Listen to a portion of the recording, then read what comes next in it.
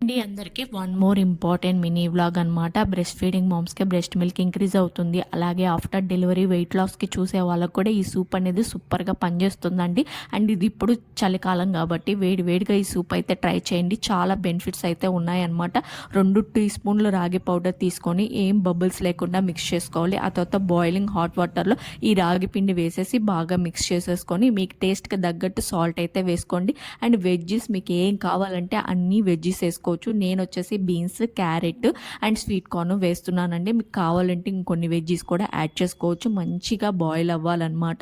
And ఇంకొక విషయం ఏంటంటే నాకు అనేది చిక్కదనం అయితే రాదండి. ఎందుకంటే నేను స్ప్రౌటర్ రాగి అయితే యూస్ చేస్తున్నాను. బేబీకి ఏదైతే రాగి పిండి యూస్ చేస్తున్నానో అదే యూస్ చేసుకుంటున్నాను అనమాట.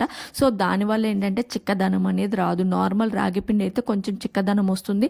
ఒక విషయం ఏంటంటే మీకు చిక్కదనం కావాలంటే ఖచ్చితంగా కార్న్‌ఫ్లోర్ అనేది వేసుకోండి. లేదు ఇలాగే తాగుతామంటే ఇలా తాగేసేయండి. చాలా హెల్త్‌కి మంచిదన్నమాట.